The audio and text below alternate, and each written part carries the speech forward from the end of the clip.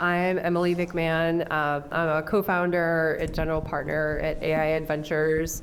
We are a pre-seed, seed stage focused fund that invests at the intersection of deep technology and dual use. So a term that's probably near and dear to a lot of folks in this room. And separately, we invest in military veteran-led companies. One thing that I think is unique about our firm is separately, we also manage an investor syndicate of graduates from the 5 publicly funded service academies, which is our backgrounds. My partner and I are both service academy grads, former military officers. And so we think one unique thing is we sort of bring that perspective and that community to a lot of the companies that we're investing in. And favorite pitch, I think, would probably be, it's actually not a Maryland founder, North Carolina based, is a gentleman named Robert Thielen from Round. If anyone's heard of him, he's actually a Y Combinator company. And I would say very compelling just because I've known him for a long time, almost personally, and have seen him in other startups. And so I think the thing that was really unique about his pitch was to see kind of what I would call like founder startup match. Like you could just see he is finally solving the problem that he was meant to solve. But I don't think I would have that appreciation for him had I not seen some of his other attempts through his own journey. So that's sort of a memorable pitch for me. Hi everyone, my name is Chris Ang. I work at Sands Capital. We're based in Arlington, Virginia, and focus really at the firm on long-term growth investing across all stages. So do everything from early stage seed investing all the way through large cap public investing. I work on our ventures fund, focused on the earliest stage, from sort of the seed through Series B stage companies. Our fund focuses predominantly on 3 core verticals, so intelligent applications, which is our sort of play on AI investing these days, cybersecurity, and healthcare technology. And in terms of interesting pitch, so I think there's things that stand out. For me, I like the ones that aren't in any of this actually focus on because they're more interesting. So there was one that stands out at the top of my head recently, which was a really cool company, sort of creating like digital, like a sports talk radio. So the idea being that the same way that YouTube has gained and allowed so many individual creators to reach a loud audience, same idea. There's a lot of individuals that love talking about their sports teams and develop followings, and this allowed you to sort of overlay your commentary and thoughts on top of NBA games, which is pretty cool. So instead of the old kind of boring broadcasters on TNT, you could have someone who really knew your team, knew players, and it was a little more exciting. So that one just something we don't invest in, but that I guess why it stood out. Yeah, it was memorable. Interesting. So the next question is for Emily and Shalanda. How can founders craft a compelling pitch that connects with investors on both rational and emotional level? So I'll start.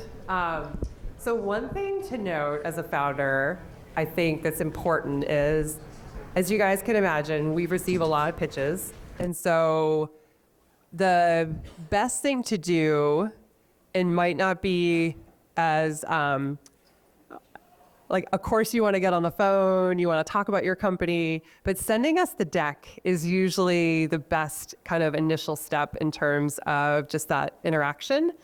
And so with respect to like a pitch that's both rational and also touches on some of the emotional pieces, I think really, at least for the early stage companies, with respect to the pitch, we're definitely looking for something size and growth of the market that you're going after. As VC investors, we ultimately need to see something that, has the potential and can ultimately grow and scale, and the market sort of supports that. So that is really important. The other piece that's super important is the team, especially for early stage. So that is probably one of the most important elements in terms of, are you a 2-time founder? Ultimately, that what I just mentioned with the round pitch, like that kind of founder company fit, ultimately, are you the person who is solving the right problem? And do you have the background and the team to support it? And can you ultimately, as a leader, attract and inspire folks to join you on this journey? And that's going to be really important. And then I think the third piece of it is ultimately like what you're building and the technology and whatnot, but also like a little bit, I think the traction and ultimately being able to support your journey so far and where you're going. And then I think on the emotional piece, I mean, at the end of the day, we're all humans, and you know, you guys like we're all sitting on Zoom calls every day or having meetings. It's just like the energy and really feeling like beyond the tactical elements of the pitch, you really feel this person has the vision and the like just the passion behind it. Because as you guys know, this is most likely going to be a 10-year plus journey potentially. And so do you feel the energy and enthusiasm? And we understand fundraising is really tough, but do you kind of feel that emotional, like, am I excited and inspired after listening? And I've definitely had pitches where I'm like, oh my gosh, I feel like this person has just done too many pitches, and you just feel the only word that comes to my mind is meh, you know? So, you know, at the end of the day, I just think it's like that storytelling and just that ability to sort of connect with whoever you're talking with, so. Yeah, I actually agree with everything Emily just pointed out. One thing I'll kind of double click on is really hone in on the art of storytelling, right? So there's all of the metrics and things that Emily mentioned that we're looking for, but then it's also, can you provide all that through a story that keeps us engaged and that we can actually see the vision with you? So I would definitely, one of the things I tell folks is, you know, don't be afraid to like join an improv class. If you feel like storytelling just isn't your thing, learn how to tell the story. Why? Not only just to pitch investors, but also to engage your customers. Right? Storytelling is very, very important, especially in those early days. So it's really about, can you tell the story and can you really connect with people through the story and the problem that you're trying to solve? That's very, very interesting. I've heard that from somebody else about taking an improv class and help tell that story. So what I hear is the qualitative aspects of a pitch are very, very important. But let's spend a while and get back to the quantitative aspects. Like, are there specific milestones that you're looking for? Any specific exit opportunities or key metrics or data points that you look for when evaluating a company? And I'd like to ask that to Shalanda and Chris. Sure, I'll just kick it off here. So we need to understand why you need the capital. Right? There needs to be clear milestones that you are looking to hit with the capital. And then also showing that you can really get to a path of profitability as well as being capital efficient. So, you know, if you want to raise a significant amount of capital to just, have a nice salary and get the nice co-working space and things of that nature, that's not what that capital is for, right? How is it going to unlock revenue so that you can continue to grow and scale? Are you building a company to sell? And how quickly are you thinking about selling that company? And what type of customers are you going after? Are you going after enterprise customers? Are you going after small businesses? Well, just understanding that. And so that can make sure that you're aligned to the right type of investors and that we can also evaluate the market size that you're going after. Yeah, I think in terms of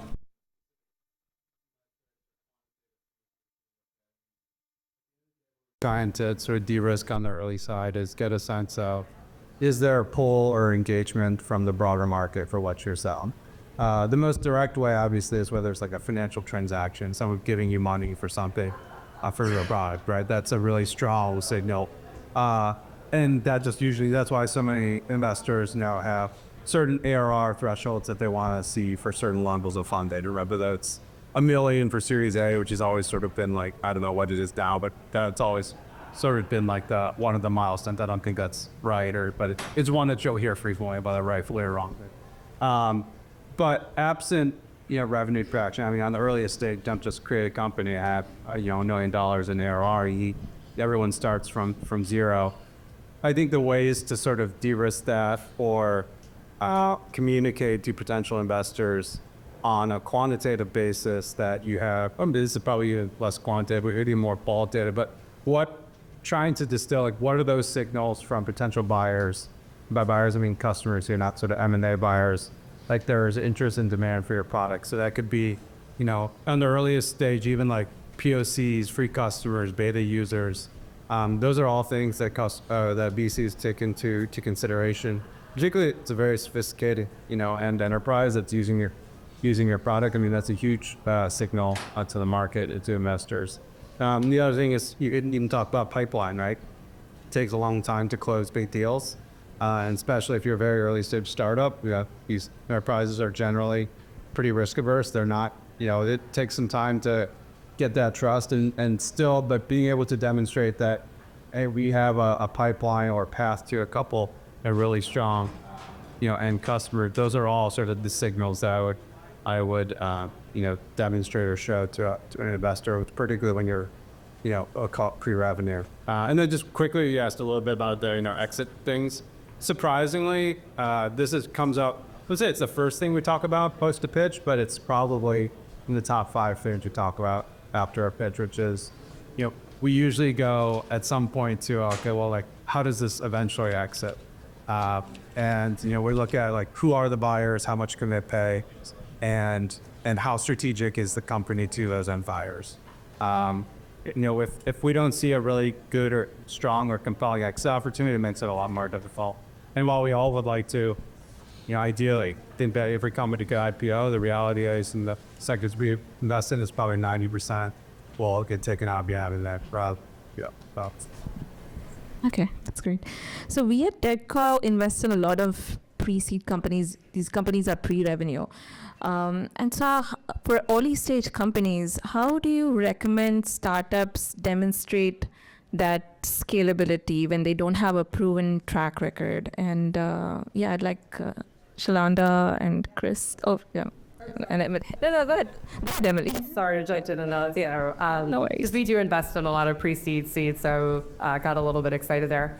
I think just to echo some of the comments, I don't know if I have anything else tremendously different, but it's ultimately trying to show the path, and I think recognizing that the path to revenue is going to obviously be, you're going to project something very probably optimistic, very hopeful, but letters of intent are a big thing for us. Often we like to see that there's folks who are ultimately, hey, when this is ready, let us know. Just try to show some sort of customer traction, I think, is really important, however that is for your company and whatever that looks like, whether it's users, letters of intent, any sort of demonstration that you've done. And really what we're also looking for is and I know this, like, there's some skin in the game too for you guys with respect to, hey, we've gotten to this point with this technology, and this is ultimately what we're doing. Because at the stage that we're investing, we recognize that there's also going to be, like, really it's the technical risk at that point versus some of the later stages where you're really looking to de-risk, like, what's the scale?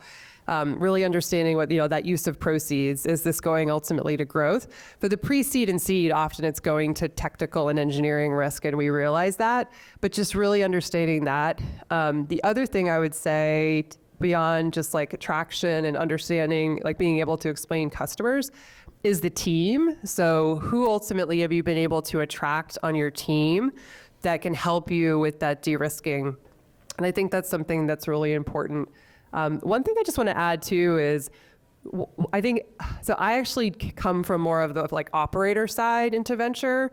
And so one thing I candidly had no appreciation for is ultimately, there's a whole, to Chris's point, that when you're talking to a VC, they ultimately have to take all that information and pitch it to the investment committee.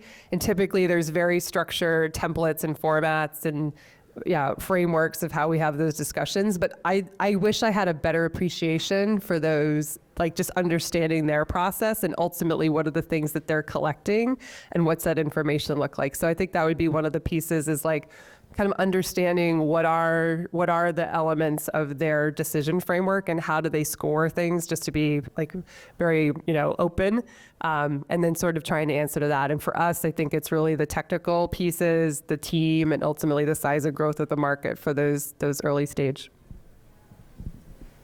One thing I would add is also for us. So for us pre-seed, we typically like to invest post-revenue. We don't have necessarily a threshold on that, but we want to see kind of what those initial customers look like to really prove that there is a customer for what you're trying to provide. Another thing that we want to have a better understanding of is that pipeline. Do you have an idea of what your sales cycle is to get those customers in? And I think that's really critical in the early stages, because that's your kind of some of your first signals of what you're doing, and is there some real defensibility around it. Another thing that we talk about often as a team at 100KM is, are you building a product or a feature? And so we really want to dig into, is this something that can stand alone, or is this a feature that a larger competitor can come and duplicate easily, and then immediately you're going to plateau? So those are some of the things that we think about when thinking about scalability, especially at that pre-seed seed stage. That's all. I don't really have much to add, but that was yeah. All right. And so it's not always smooth sailing. It's almost never is. How do you recommend founders deliver bad news to you guys without damaging the relationship? So I recommend just being honest. And here's the thing. When you are taking money from an institutional firm, it is a marriage. And we are committing that capital to you, and we're in this with you. And so trying to sugarcoat or try to kind of hide details of things that are going wrong is not going to help that relationship.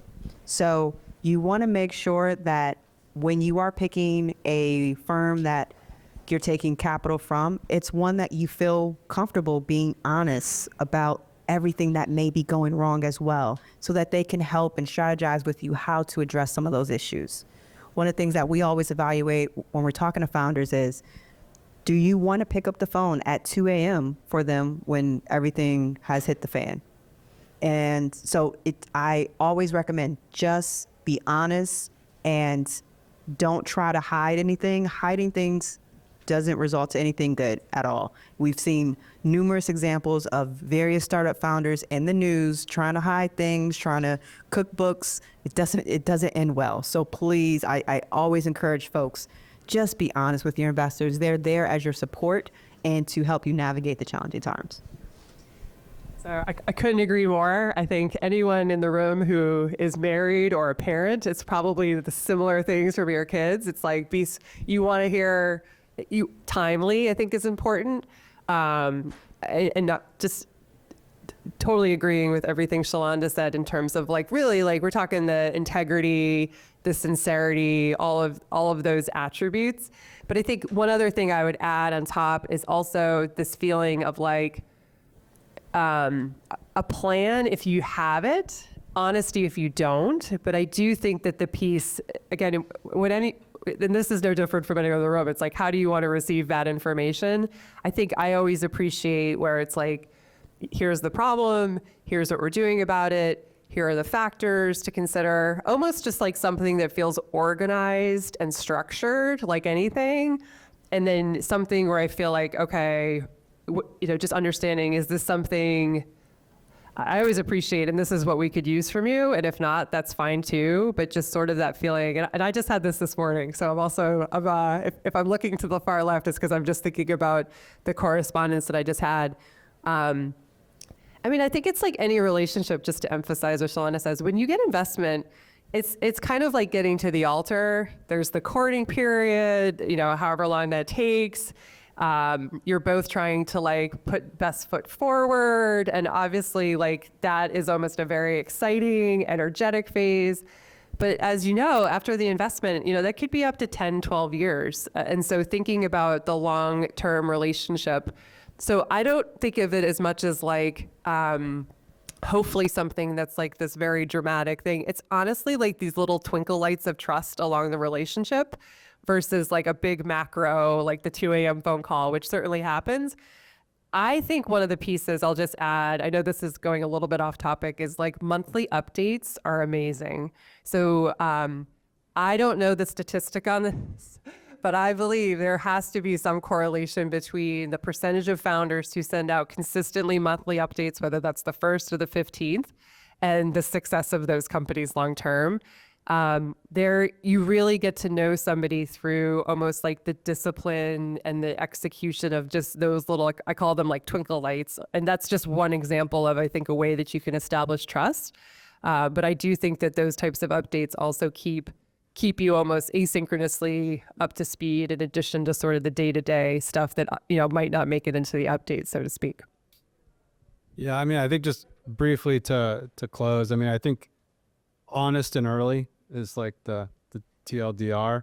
And the trade-off you have to sort of think to yourself is, would you rather have your investors maybe disappointed or upset for a moment versus lose their entire trust in you for the rest of the relationship? That is the trade-off you're talking. And the other thing is, like, the investors also made a decision to invest in your company, right? They're bought in. They saw the vision when they invested. So, I don't really always like the concept that it's like, you have to, that they're always going to, I mean, they have as much at stake, or they have money and they have a stake in the game as well, right? And so, you should, if you have, I think, a good VC on your cap table, I've never seen anyone, I mean, I'm sure it happens, but like if they're yelling or get super angry, I mean, that's just not a investor you want to have. And you probably already picked a bad investor, right? So do that screening up front. I mean, one of the things that we encourage investors or founders to do is talk to, do references on other founders in their portfolio, not just the ones that they list at the top of their, portfolio page that are killing it, but the ones that, have not had as great of exits. And you'll get a real sense of how those founders, engage and react when things don't go quite to plan. So none of you agree with the fake it till you make it saying. I guess there is a thin line between optimism and over-promising something that you can't deliver, especially if you don't have the data to back up your promises. Okay, so tell me about one trait that makes a pitch memorable or unforgettable for you. I mean, hopefully I didn't say it in the beginning when I was talking about round, but I actually think it's the Q&A that is the most interesting. So we actually just yesterday did a pitch for an SPV that we're doing. And I know the founder quite well. So this is a syndicated investment. So it was really interesting to listen to him pitch and then get to the Q&A. And the pitch was fine. You could just sense, again, enthusiasm, interest, like this is a problem that this person was put on this planet to solve. You almost have like envy of them. Like, wow, like I just love the fact that this founder is like how does somebody get to this point in their career where they are tackling a problem like this? And it was almost like made for them. But the piece that was really interesting, so the pitch you're obviously in control of, right? And that's sort of, your cadence, your pace, all of that. But then the Q&A started, and it was almost like a different side of this founder. Like you could almost see, I wouldn't say it was informal or anything, but it was almost like this like different side of him kind of came out. And I'll say this amongst this audience, like the kind of nerdy side, like really going deep into some of these questions. And it was just this really engaging conversation where I felt like we got to see a different side of the founder. And those questions are not easy, as you can imagine. And the one thing that really stood out was on the questions around like really what's keeping you up at night? What are the things that are the challenge? And the way that he answered that, I think that's the piece that always is very compelling to me with founders, is when they talk about the problems, they talk about the things that they don't know, but they do it in a way that you feel like, okay, this person's actually really considered all the different parameters, all the different things, and has really, really considered it and can articulate it. I think that's the piece that makes the pitch most compelling. It's not about like everything that we've talked about to date. It's almost like, here's all the bad things that we project and why we think we're capable of handling these or mitigating these. So, yeah. One thing I would add is really, to Emily's point, like understanding the problem you're trying to solve and why you are uniquely positioned to solve that problem. But then also one of the things that really is memorable for me is also how well you know your customers. and how well you listen to your customers. And so being able to really go deep around some of the feedback that you receive from your customers and the ways that you've been able to tweak your offerings, that's really what's going to stand out, because it lets me know as an investor that you really are listening to your customers and you're not trying to force something on your customers that they're not responding to. So that's one of the things that's really compelling to us in the pitch.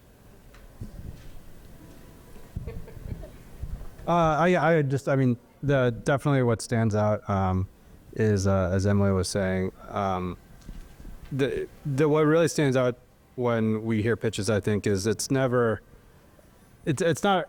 humility is the wrong word, but it's maybe an acute understanding of the risks and challenges ahead, and that they're non-trivial, and also having a path or understanding of how they plan to mitigate those risks. That always stands out if you are really well able to articulate those and portray sort of on that boundary of confidence versus arrogance is a very tough one to navigate.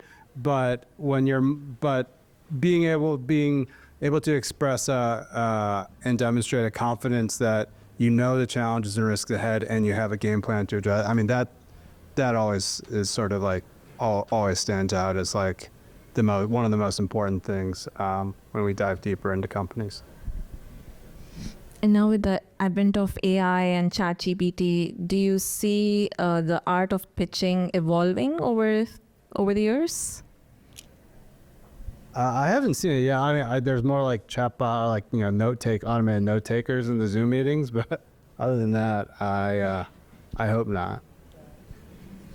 I think this is probably a good thing. I do feel like post-COVID, the prevalence of Zoom meetings for first calls is, kind of the norm now. I do think there is still something so helpful about meeting somebody in person and just having that connection. It almost like it makes it grounds the engagement. I do think with the AI and like all the different things, I think pitches will probably become a little bit more catered and tailored maybe to investors. Sadly, I just think folks' attention spans are getting shorter, which is kind of hard to admit. So perhaps pitches might get even more brief in the future. I don't know if that's for sure, but just like in terms of attention, I'm sure you guys have all pitched somebody and sort of seen their eyes. Like you can really tell, right? Is somebody listening to me, or you can just see it in someone's face. Like, are they engaged or not? But I think this also goes beyond, like, I do think you mentioned like investor relations. I do think that there will probably you just have the ability to be more catered to the particular person you're pitching. And this goes for us too, guys. I mean, we have to pitch LPs as well. So I think kind of same goes for us in terms of how we're pitching our funds to prospective investors. I think there'll hopefully be just a more opportunity to cater the information to the person that we're talking to. And hopefully that's only something for the betterment and like the efficiency of the process. So I'll add, with all of the tools with AI and everything, which is great, it will not replace just being able to connect with a human. And so you still want to make sure that whoever you're speaking with, you find a way to still connect with them so that, to Emily's point, you stay engaged in the conversation. I do think that there's some helpful tips that a lot of the AI tools can provide and support, but it is not going to be the end-all be-all for helping you tailor that right pitch to get in front of an investor. You still have to find a way to connect with them. Because again, it's a relationship business, and it's about more than just getting the capital. So you also just need to keep that in mind. It's more than getting the check. I don't know that.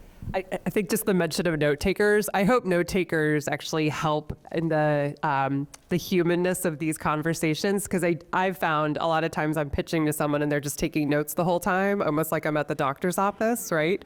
And I'm like, are they listening to me? But again, to my point earlier, they have to capture this information because it's ultimately going on to the next level of person or whatever framework. And so if there's any hope, maybe those note takers might alleviate that burden for them to have a more, again, authentic or sort of human conversation versus feeling like you're at your doctor kind of giving your symptoms. So, yeah. Yeah, I'm actually amazed at some of the AI tools that I've tried for note taking, and they are amazing. Like, they help you draft a follow-up email that's more human than I am. So it's, I think technology is really helping move us in the right direction. So to your earlier point, Emily, you mentioned about monthly updates from founders. Are there any other steps, and this is for all of you, are there any other steps that founders should take once they secure funding from you guys or other investors to, be more proactive and move towards success? Definitely, I think the flow of information, all right, I think as investors, we are obviously a step removed from the day-to-day operations of companies. So there's, again, another fine balance between time spent on keeping your investors and board updated on everything that's going on versus, what's too micromanaged or too much information to send. So that's always a fine line to balance. But I think really, once you secure a funding round, I think one of we do this, and I think it's worked. We're biased, I guess, because we do it. But, one of the things we do is we do usually like a multi-hour or like an hour-long, like just sort of debrief session with a new portfolio company. And it's not focused really on the business, like metrics or business model or financials or anything like that at all. It's more of like, okay, like the money's already in your bank. Like, you don't have to send it us back at all, right? So now it's about like, all right, how can we help? And so we'll go through like, it's everything from like hiring to which customer types or like prospects do you want to start like working towards? Are there partnerships that you want us to work? It's more of a, okay, now we're financially aligned with you. How do we make this relationship better for the both of us? And those sort of outline then like a roadmap for like, investor value add for the next 6 months to a year. I would really add, if your investor doesn't do like a formal onboarding, I would be surprised, but just asking for that. Again, there's so many similarities to business, just onboarding a new customer, right? Like, what does that look like? The other thing, and you hopefully know this, I think one of the things that's being really specific about asks. I think in anything, it goes both ways. Like, even if you're looking for a new job, right? It's like really helpful to be like, I'm looking for warm introductions to these 3 people. Can you help me specifically? I think sometimes new companies want to be a little more broad, maybe, to not be as direct. And so I'm always encouraging them. Like, it goes both ways, but I feel like oftentimes I just really appreciate some of the specificity and even directness of asks. And I think to that point, I mean, the reality is every fund has things that they're better at and people that they can call on. And so that specificity will say, yep, we can help, no, or we can, we'll figure out something there. But I would say the cadence and the structure of those types of interactions are also really helpful. So just understanding like, what is the fund's, because here's the thing, if you have multiple investors, to Chris's point, you don't want to be spending hours upon hours filling in data and different requirements for every single investor you have and updates. Like, what's that balance of like information sharing versus slicing and dicing it for every single investor you have? So I think it's also like understanding what specifically are the superpowers of the investors. And here's the thing that's kind of surprising. Just because somebody is a big institutional investor, they might actually not be that helpful. And I'm not saying that like carte blanche, but some of these bigger firms, they have so many portfolio companies and such huge scope. So the other thing I would say is don't necessarily match the size of the check with the support. I'm often surprised by some of the names on these cap tables and just the reality that they just have such a larger scope to manage than a smaller fund like us. And I'd also say, just a shout out to some of the earlier stage funds, like we're hungry. We have to be successful. Like we don't actually have the track record to point to for some of these funds 4, 5, 6. So the other point I think is like don't just assume because you have a really like big brand name on your fund, and not to say that's not the case often, but like you might actually have an angel investor even who will be so surprising. And I would also like just share those types of relationships with, I'm working with this person for this, I'm working with this person. So they also recognize like what that scope looks like in terms of the support. One thing I'll add is also just do the work as a founder and as a management team to find the balance of being coachable and listening to your investors versus knowing when to be stubborn and keep the path that you're on. And it's a balance. However, sometimes your investors are trying to help you they're trying to avoid you running into a wall that they already see coming. And so sometimes you just have to learn to be coachable and just listen to that. And sometimes, and this is what makes founders great, they are so stubborn about their vision and they know what's best for the company. And so you're just trying to figure out how to be self-aware enough to know when to be coachable and to listen, and then to also stick to your vision. And that takes work. That is not done overnight, but it's really just doing the work to know yourself and how to be coachable for investors. And then how do you typically handle situations where your founders or your portfolio companies come back with bad news? How do we handle that? Yeah. I mean, we're not happy.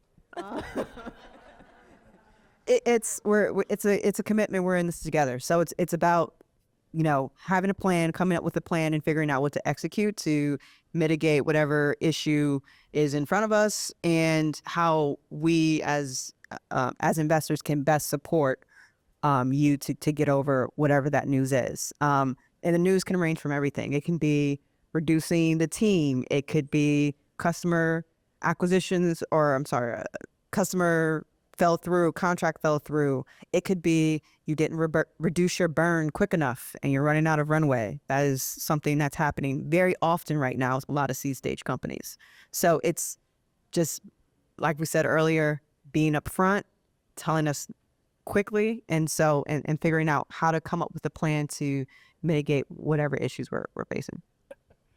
Yeah, I joke, running a venture fund is like having professional anxiety. Like it's usually like that, all it is kind of like these types of conversations because it's all uncertain in a way. So you really have to be kind of comfortable with the reality that a startup is just like a series of like problems and overcoming those problems and figuring those out. So you guys know this in the room. I'm seeing a lot of heads nodding, like just really being comfortable with the uncomfortable nature.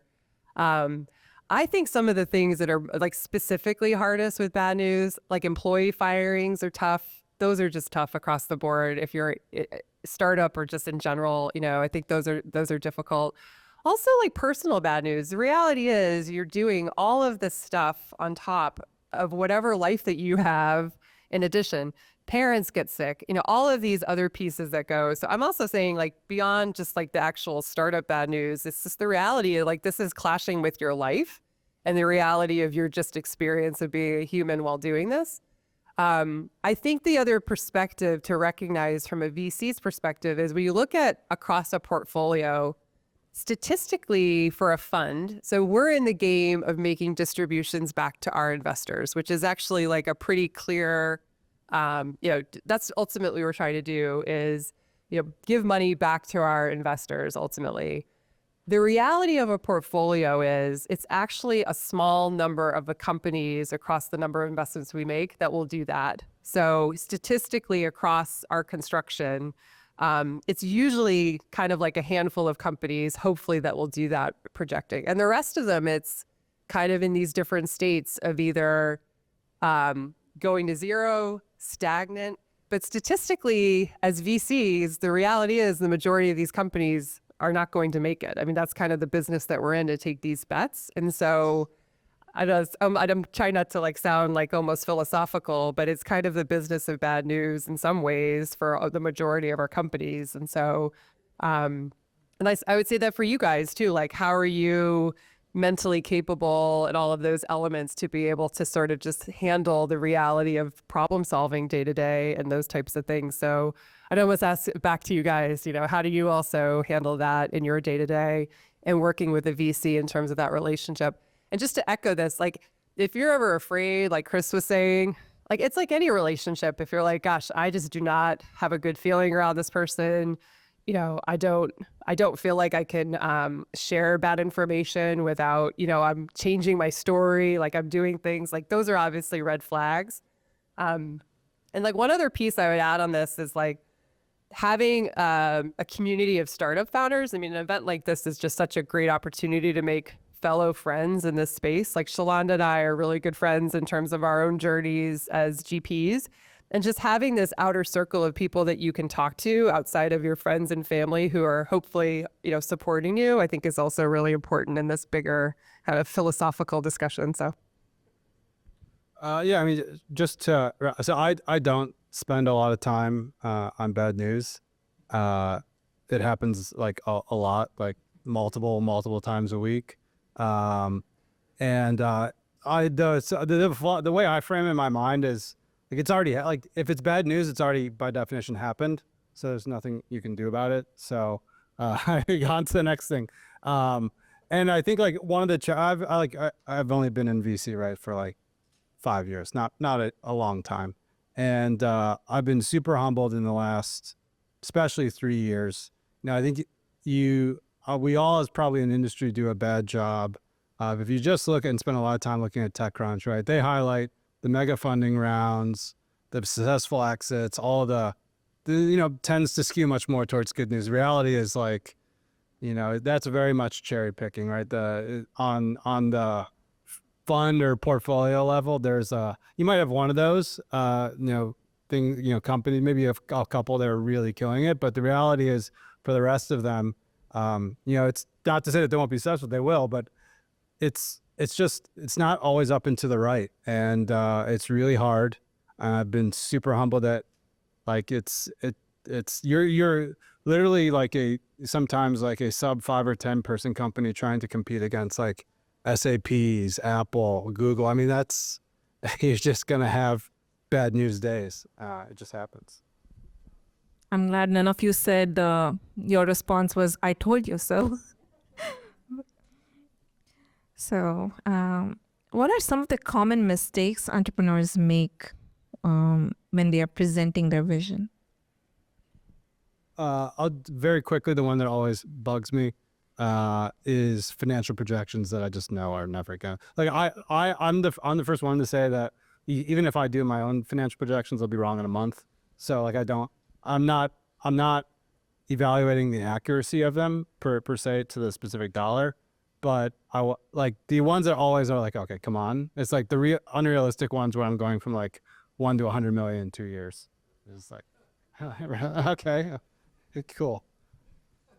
it's like, I'll come work for you. I don't know if it seems like such a, hopefully to provide like a positive outlook. I do feel like sometimes in pitches, especially with technical founders, I feel like they just want to get into like the real nitty gritty of the technical elements. And that's helpful, but almost like really leading with the vision and sort of the bigger picture and the problem first because I don't think that anybody at at this stage of pitch is going to be getting into the technical nitty gritty and diligence for a first pitch. So I would almost err on the side of like more vision, more problem, more market, and then obviously talking about the product. But like, I feel like for founders that are technical in nature, that's your kind of sweet spot. And so you really want to get into that.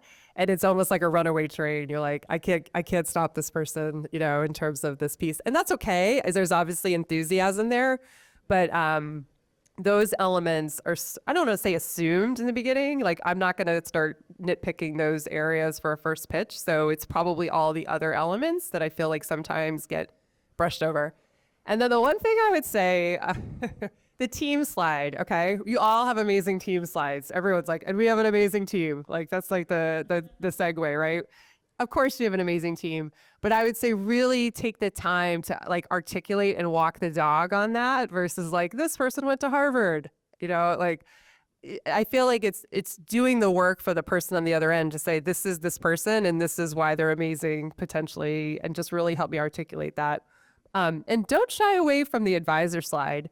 Sometimes I think I don't actually know the significance of these advisors. So, like for instance, yesterday on this pitch, this gentleman was talking about how he has like the chief of naval operations, the retired, chief of naval operations still with him and was with it. That's a pretty big point to make. And I feel like for a different audience, they might not understand the significance of having somebody for that type of company. And so I would say don't gloss over those slides, but also don't actually like say the nature of why this team is so important. I really like that, to be able to go like that's just such a way to add points to the board and walk the dog, so to speak, on that. One thing I'll add is not growing the team so fast. I see a lot of early stage companies want to just hire, and it's not always necessary. You want to really be capital efficient, and hiring another body is just going to increase your burn.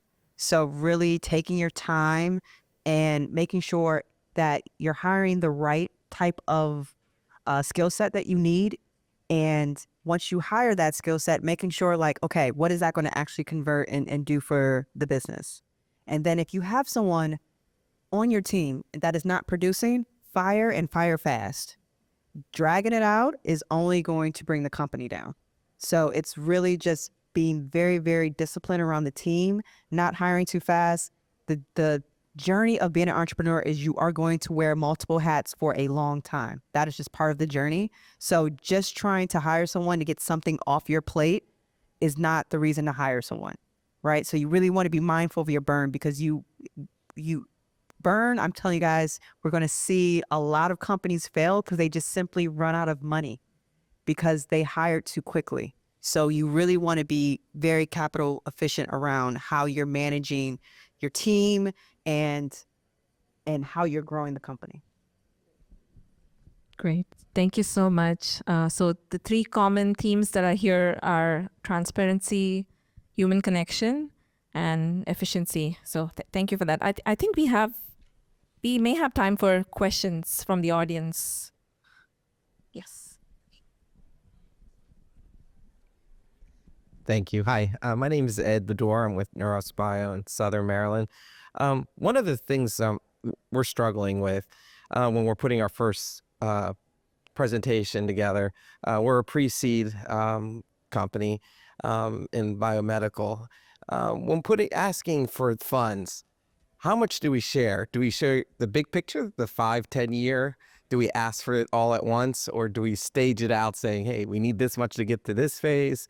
And then generally, what are the VCs looking for when they give us money? How much of the company? What's acceptable? What's not acceptable? Great question. So one thing I would also advise when you're especially in that pre-seed stage is show how much non-dilutive capital you've been able to raise and what you've been able to do with it. From there, you should have a better idea of the type of capital you need. And then, all right, with this capital, this is what we're looking to do with that within the next 18 to 24 months. This is what it's going to unlock for us. And then as far as kind of terms and what VCs are looking for, at the early stages, we're taking anywhere from 10 to 20%. So one thing I always tell, and this is kind of going against our whole industry right here, but just so you guys are aware, venture capital is the most expensive capital you can ever take. So we should not be the first option.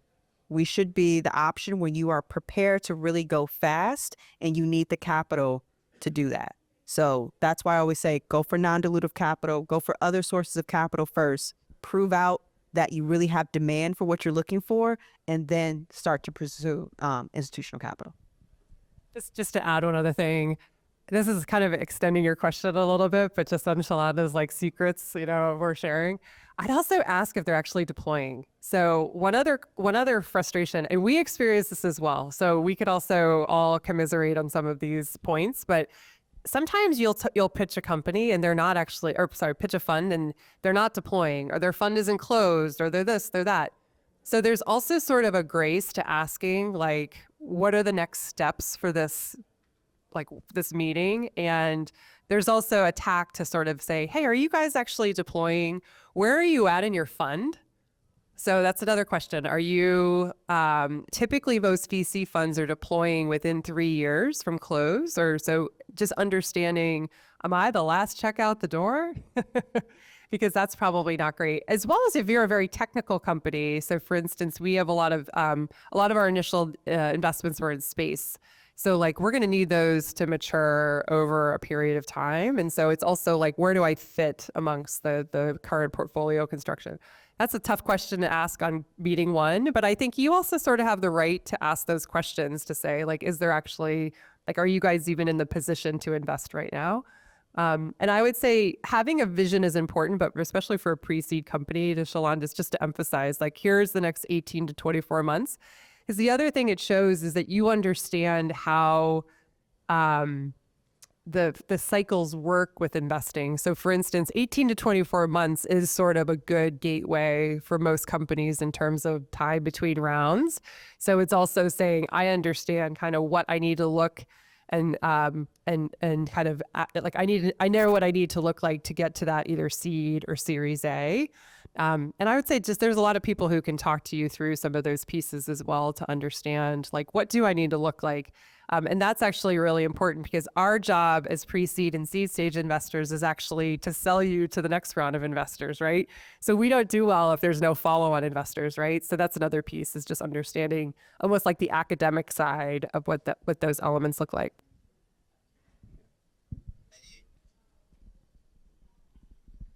Hi, thank you, Chris, Emily, Shalanda, very insightful. I sense a lot of wisdom in all of your answers. Two-part question. One is, out of the large batch of companies that are, they're not going to spend the money on tropical vacations, but they're really legitimate and they know what they're doing, very few will succeed. What is one common trait amongst those that you find is a secret sauce to success? And then the second question is, what is the biggest surprise you have ever found for those successful companies? Thank you. I'll take part one. I mean, I think if we look, it's going to sound very cliche, but it is the truth. The most successful companies in our portfolio have the strongest management teams. And that's not just like they have very strong founders, but those founders have been able to hire and delegate and build very strong management teams in core functional areas that report to the CEO. So it is true. The strongest teams are most successful companies. So, and I'll maybe yes, and for the surprise, I'm saying this amongst you guys. Sometimes like the age is sometimes a little surprising. So I've had some founders that are just very candidly very young. And I'm like, wow, like that. Some of them have just been so surprising in terms of their ability.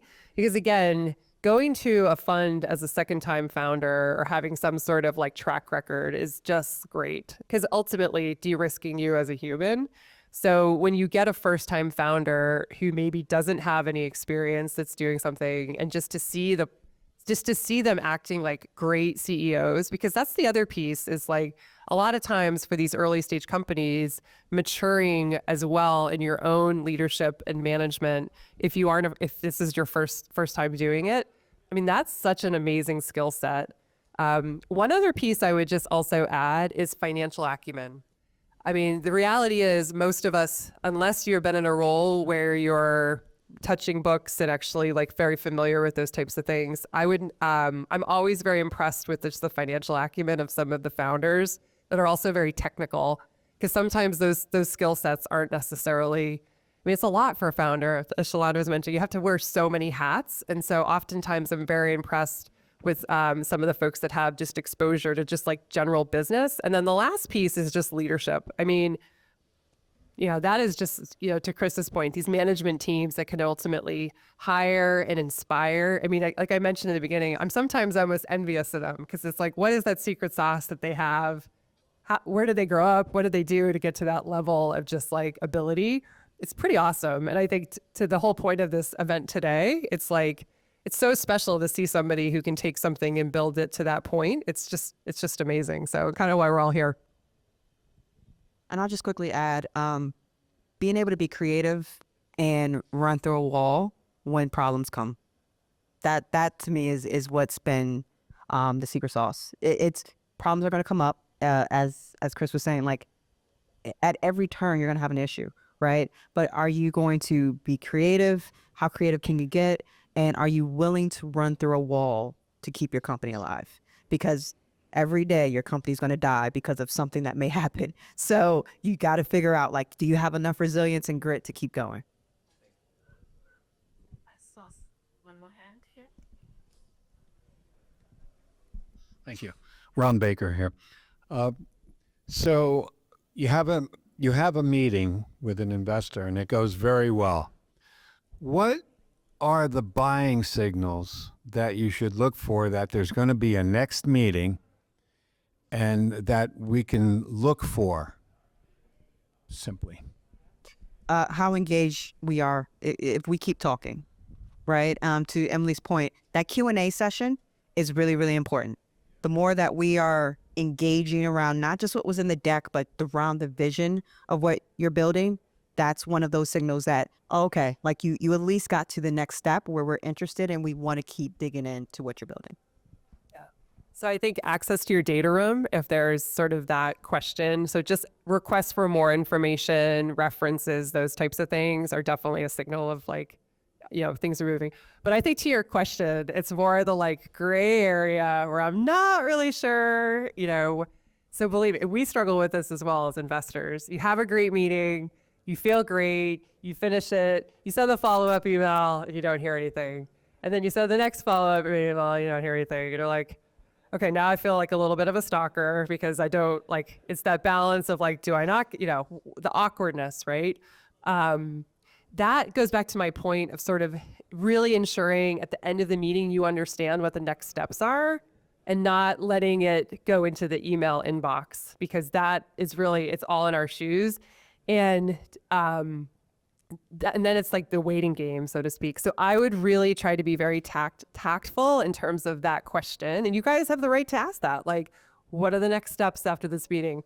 The challenge, I would say, for companies is often you want to squeeze every moment out of that meeting and you don't have that grace period at the end of the call to talk about next steps. So I think very tactfully just saying, like, really using the meeting to kind of nail down what are the next steps, whether that's on your end, whether it's on their end. And I know that sounds so basic and almost like but we even struggle with that. And just really getting that clarity to some of those questions. Are you guys deploying? What is typically your process? How many months are we talking? Because you might be it might not even be in the right realm. So trying to get that kind of investor match in some of those questions and then very seriously to be like, is this something that's interesting? And hopefully the investor will be pretty direct about that. Honestly, I feel like most investors are pretty direct and won't kind of waffle on that, but you guys can probably tell me, 99 examples of how I'm wrong. Yeah, I mean, definitely like speed and then engagement with other investment team members. So usually you won't have a full team on the first pitch, but it's usually a very good buying signal when they start bringing in more of their colleagues to hear the pitch. The part of on the behind the scenes, just like part of the VC's job is in some ways you play like translator between founder and then the rest of the investment team, particularly when you have larger investment teams that focus on whole different areas. I mean, trying to, articulate like a cyber pitch to a healthcare investor. There's a lot of acronyms in both industries, but they're completely different. And so you continuously play sort of like this information gateway where you are trying to also convince the rest of your team to see the vision or compelling investment opportunity in this company. And so when you start getting more engagement from more of the team, that's always a good sign. Like continuing to have meetings with one person, like if it's a solo GP fund, that's one thing, but like big investment teams where there's more than one person, you're continuously having that meeting with one person. It's you should maybe even ask, like, is there anyone else on the team I need to meet? Like there's a lot of you should there's, as Emma mentioned, like there's a lot of questions. You should be very upfront with them about what their process is. We're going to take one last question. Hi, my name is Cheryl Pons. The name of my company is Dye Technologies Corporation. We are in the business of EV charging infrastructure construction and equipment installation. The question I have for you, as a bootstrapper right now, is there a point where a founder or do you have recommendations whether founders should go after investment funding or maybe perhaps do an M&A? Do you have any insights on that?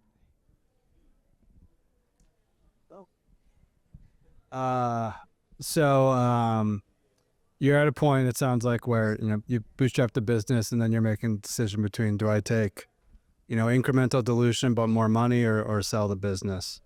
There is definitely no right answer there.